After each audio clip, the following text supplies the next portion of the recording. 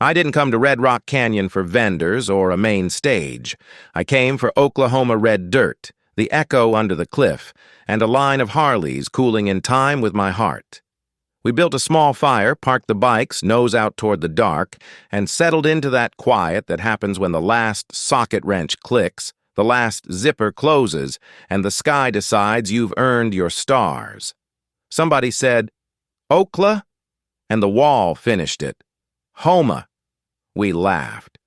The canyon knew its manners. Then I asked it a question. You only ask if you already know the answer. Say it back. "What are we riding?" The rock didn't repeat the sentence. It spoke one word, close and warm, like a friend behind my shoulder. Harley. That's how the story started. Oklahoma pride and V-twin heartbeat tossed into the fire one at a time like logs. 5 short ones, all true if you say them right. 1. Red dirt, bar and shield. The red dirt out here doesn't stick to chrome, it signs it. We parked our Harleys under the wall, road glides, soft ales, one stubborn shovel that idles like a drumline for the 405, and the heat coming off the fins wrote little heat mirages you could almost read. A rider from Mustang wiped his tank and said, "Bar and shield looks better with Oklahoma printed under it." The canyon threw our laughter back, tighter than we sent it. Then the rock did something different. It kept the consonants and sent the meaning. "Harley," it said again, steadier, not an echo, an acknowledgement. You could feel chests lift around the fire, the way they do when the anthem hits the good part. The canyon was on brand. 2. Route 66 roll call. A woman from Tulsa lined up the towns on her fingers like rosary beads. El Reno, Calumet Hydro, Hinton. She paused on Hinton like you pause on a friend's door. We repeated them in order because that's how Oklahoma remembers distance. Names, not miles.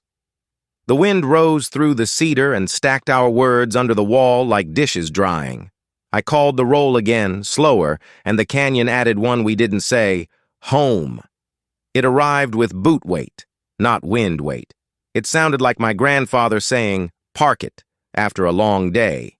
The V-twins ticked themselves cool in agreement, pop, ping, pop, like knuckles coming off a pull-up bar.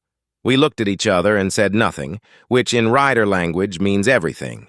In the morning, we promised Route 66 a clean run east, no shortcuts, no apologies. 3. The siren that said, "Take cover." Only in Oklahoma do thunderheads and V-twins get mistaken for each other.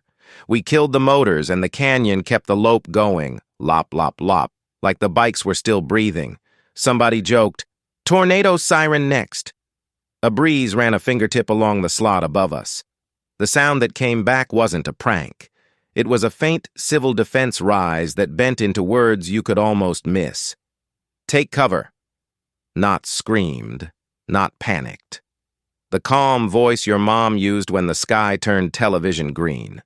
We stood up and checked the dome. Clean stars, big moon, no spin. You don't clown the siren here, and you don't ignore it either. We noted our nearest low spot, set extra chocks under the stands, and sat back down like we hadn't just heard the canyon use our county's vocabulary. When the wind shifted again, the siren became a heartbeat, ours, V-twin slow and certain. The canyon wasn't spooking us. It was borrowing our sounds to say what it needed. Pay attention. 4. Bison, in the chrome. At first light, the Harleys faced the highway like a line of good decisions. Dew beaded the mirrors. I wiped mine with my glove and saw a herd crossing behind me. Not shadow tricks. Shoulders, hip bones, breath. One old bull halted to stare. He fogged the glass with a slow exhale, and when my glove squeaked across the mirror again, the fog stayed, like a handprint on a childhood window. I turned around. Empty campground. Only our footprints and red dirt. Back to the chrome, the herd moved on, hooves as quiet as a zipper. Then the sun cleared the wall, and the mirror held only a helmet and the bar and shield, centered like a promise you keep even when it's cold. Folks said the CCC carved bison into the rock here, and maybe the canyon just reflected a memory older than all of us. You ride across Oklahoma long enough, you collect ghosts without asking. 5. The kickstand that wouldn't sink. Red dirt swallows kickstands like a bad plan. Not that night. Every Harley dug in and held like bedrock. A visiting rider nudged her metric stand into the soil. It skated a clean inch. Her jaw said 3 words, her mouth didn't. Now what, pal? Mama B tapped her tank. It knows its own. Midnight gust, trash bags rattle, tents snap. The metric shimmed again. Our line didn't budge. Not out of arrogance. Out of belonging. The wall pitched our heartbeat back at us. Lop-lop, slow, proud, local. We carried the metric, a flat rock like it was an elder, and the rider grinned the grin people grin when they realize the state has adopted them. Pride isn't about whose logo you wear. It's about what the ground says when you set your weight down. We could have ended the night there. 4 laughs and 1 shiver. But you know how fires work. They make room for one more story. The last one didn't come with a punchline. It came with my name. We had squatted the logs closer. Fire no longer shouting, just making the little talk fires make when they're down to business. Somewhere back toward the lot, a car door thunked. Somewhere higher, gravel ticked. The canyon threw both noises back the wrong size. Small sounds came big, big sounds came small. That's Red Rock math. Do it again, someone said. Ask it the Harley thing. I didn't want to be the trained seal, but I could feel the cliff leaning like a friend at a bar who's about to tell you a secret. I raised my voice. What are we riding? Harley, the wall said, satisfied. Then, like a baritone clearing a throat, the rock tried something bolder. It spoke my first name, not a perfect mimic. It rounded the vowel like it had learned English by eavesdropping on the wind. Everyone looked at me. Even the shovel, which is how it felt. I laughed too loud and shook my head because that's the contract. If the dark gets too familiar, you throw a joke at it. The canyon absorbed the laugh and gave me back my name again, closer this time. Okay, Mama B said softly. That's close enough. The woman from Tulsa tilted her head like dogs do when they discover jazz. It's not calling you, she said. It's checking you. Like a radio. Copy? The wall tried my name a 3rd time and added a 2nd word it had already practiced. Home. I don't scare easy, but that combination turned my spine into a measuring tape. Home can be an invitation. It can also be a place you don't walk into after midnight just because somebody left the porch light on. I stood without meaning to. The fire made a hollow when my knees left my elbows. The canyon breathed. I could hear it. The soft suction of heat sliding off stone, the tiny hiss of dew finding edges, the 1,000-year inhale of a place that has time to do it right. Don't give it more, Mama B said. Names are handles. She wasn't wrong. You can lift a lot with the right handle. We practiced the oldest Oklahoma safety drill. We took stock. Who had a whistle? Who had a radio? Which way to the low ground? Where's the truck with the medical kit? Nothing supernatural in that. Just the living people at the fire counting each other on purpose. The canyon let us do it. It made one more sound, though. Not a siren this time. Not my name. Footsteps. In the decomposed granite just beyond the light, footsteps crunched. Slow. Careful. Like someone trying not to spill coffee. They didn't come from the slot. They came from the ground at our backs. I turned and held up my headlamp, and in the half-second before I clicked it, I saw my own mirror in my head, the old bull fogging the chrome.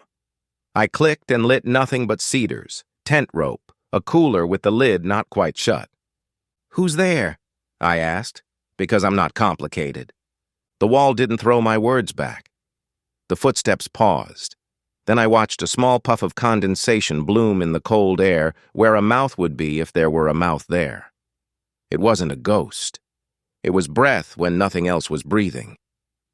The woman from Tulsa lifted a lanyard from her pocket, volunteer ranger badge from back home, and said, "Park's closed," in that nice voice you use on teenagers with fireworks.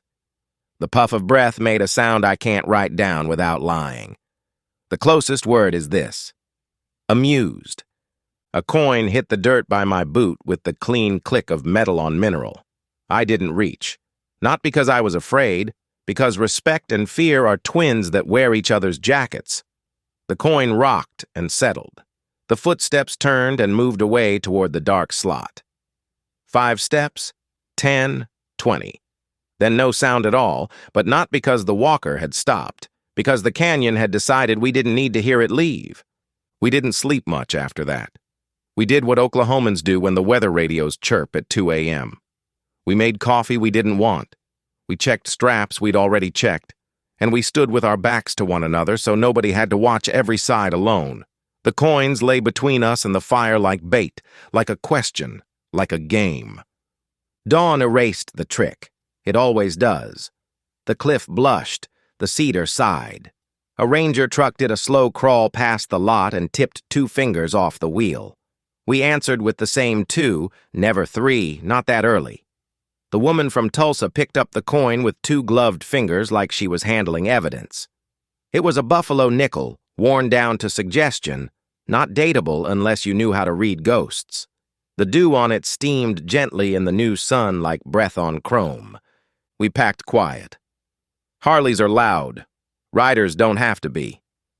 When I snapped my bag strap, the sound ricocheted up, hit something old, and came back as a single syllable that didn't belong to anybody. Not my name. Not Harley. It was that other word. Home. The canyon had decided we'd earned it.